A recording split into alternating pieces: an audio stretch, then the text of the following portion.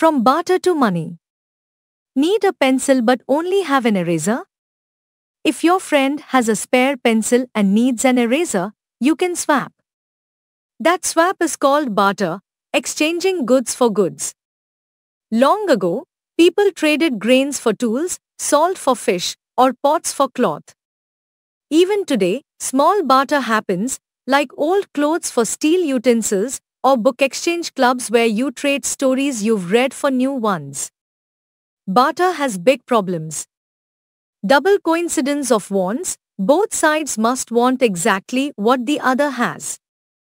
No common value, how many shoes equal one goat? Divisibility, you can't trade half a goat for a sweater. Portability, carrying big items everywhere is hard. Durability, wheat rots, milk spoils.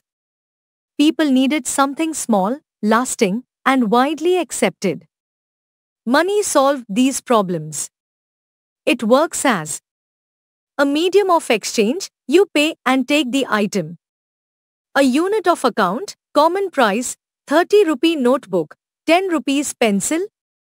A store of value, save now, buy later, and a standard of deferred payment, borrow now, repay later. Kings once minted metal coins, copper, silver, gold, with symbols punched or engraved on both sides, obverse and reverse. Ancient Indian coins, kripas pass, sometimes showed animals, mountains, or gods. Finds of Roman gold coins in Tamil Nadu show long-distance trade across the seas. Carrying sacks of coins was heavy. Paper money, lighter and easier, became common. In India today, the Reserve Bank of India, RBI, issues currency notes, 10 rupees, 50 rupees, 100 rupees, etc., with security features and designs. Coins are used for smaller amounts, notes for larger ones. Now money can move without cash. A fruit seller keeps a QR code, customers scan and pay using UPI apps, debit credit cards, or net banking. The amount transfers instantly between bank accounts, fast, safe, and no need to carry cash.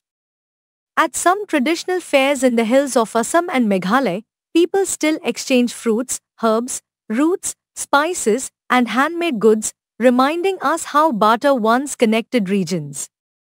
Barter came first, but had limits. Money, as coins, notes, and now digital payments, made buying and selling simple, fair, and portable. It helps us compare prices, save for later, and pay over time.